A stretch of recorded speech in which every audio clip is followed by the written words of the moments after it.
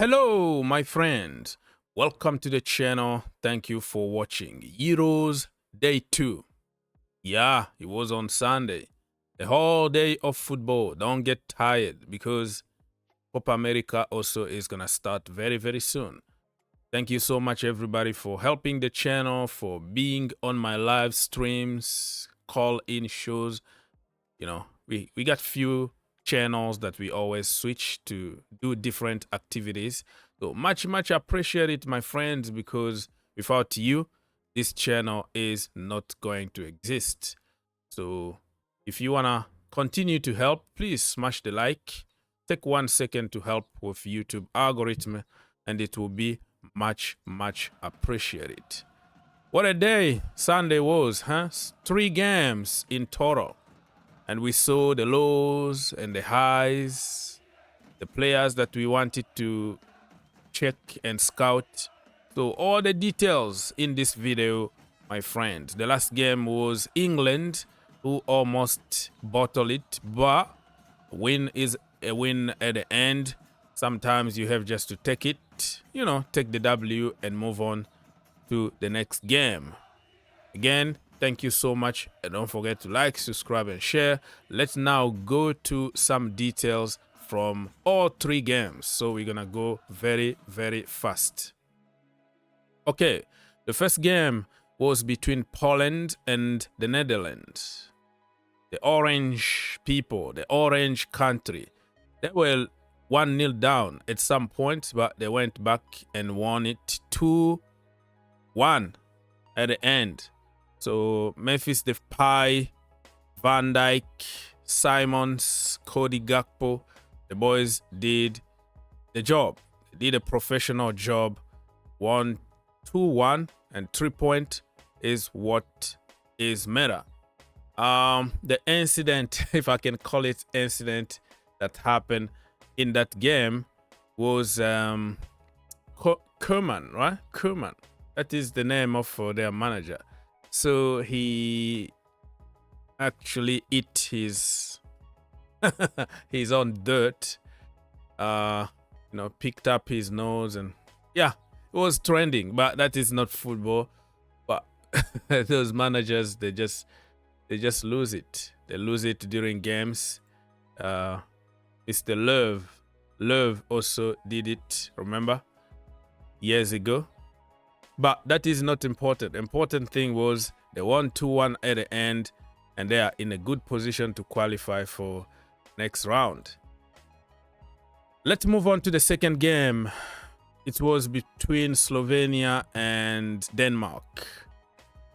2 things that people were waiting to see. The first one, Christian Eriksen, 4 years later. Remember, he almost died on the pitch 4 years ago in the Euros, and today he scored. And then another guy that people wanted to see is Sesko. He really attracted a lot of attention from the Premier League and other leagues. At the end, he decided to stay with Leipzig, and people wanted to know exactly why people want this guy. What is going on with this brother? He didn't score, but he was handful as per usual. You know, his physique is helping him a lot. He looks like the tallest guy on the pitch, and that helps with, you know, set pieces and all that.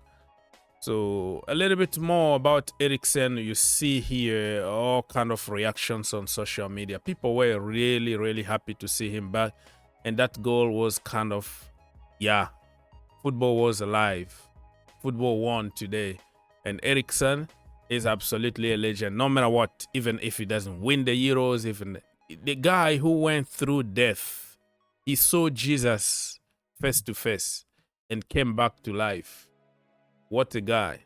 And because some people would just leave it there, you know, they will abandon football, gone.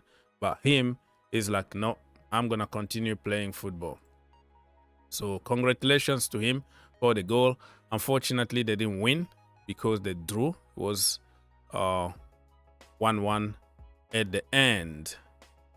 And what we're gonna focus a little bit more is about this game, the last game between Serbia and England. Jude Bellingham, you know, he delivered his country's 1-0 to the English people. Before the game, it was actually a lot of fight. A lot of fighting, you know. And I was like, what's going on? You pay your money, you pay your ticket, you pay your hotel room, and you go just to fight? I mean, stay away from trouble, man. Like, English people have a bad reputation, but sometimes it's not coming from them. It's other fans try to provoke them, try to poke them, try to call them to a fight. And the chair, the tables, the plate, you know, the cups were flying all over the place. People were bleeding and all that. It's not, man. Like, people need to stop doing this, okay? People need to stop fighting. You go to a football game, you pay your money. It's all about watching the beautiful game. Enjoy your time. Drink if you're gonna drink, but responsibly. I don't understand that.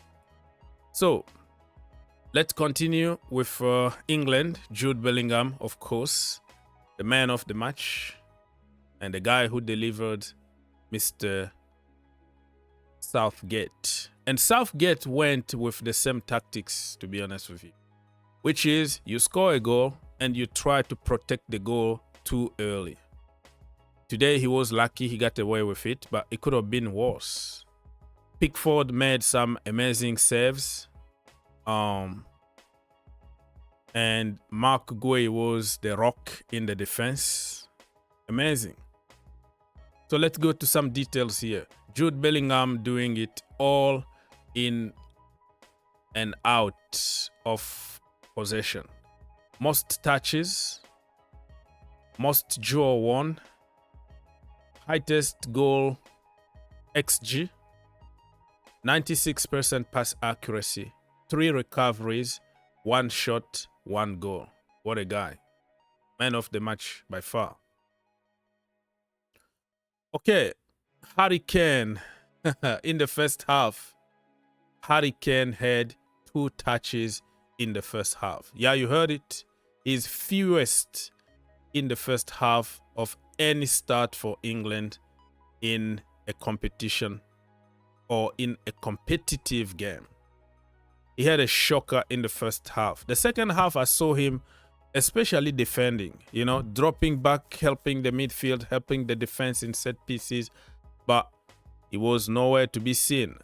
And he had a header that you can put your house on, because this kind of headers, Harry Kane scored them 100%.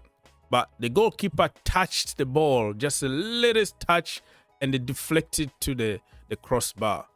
He was unlucky in the second half not to score, but the first half was really horrible. It was a half to forget for Harry Kane. But, you know, it's the beginning of the competition. People are not really 100% in shape. Remember that he didn't even finish the season properly in Germany because he was struggling with an injury. So probably he's going to get better as the competition goes on. Mark Gueye, 96% pass completion, 100% tackles won, 100 ground duel won, 2 clearances, 1 block. He stepped up when England needed him the most. What a player. Remember, this guy used to be a Chelsea Academy Cobham. They sold him for 25 million. And now they went on the market and paid 75 million on injury-prone Fofana. They paid 40 million on Koulibaly. They paid, I don't know, 45 million on Disasi, 40 million on Badiashile and all that. The point I'm trying to make here is that sometimes you just have everything in your house. You don't have to go out and buy pizza, brother. You have tasty meal in your house already. You have a mine of diamonds at your backyard. But Chelsea always try to go out there and find the so-called world class that most of them come just for money, and they flop most of the time. if you go out there and get somebody better than Tomori, better than Mark Guay, better than what you got, that is understandable. But if you go there, you sell Kalim Hassan-Odoi for 3 million and you go buy Mikhailo Modric for 88 million, your head is gone.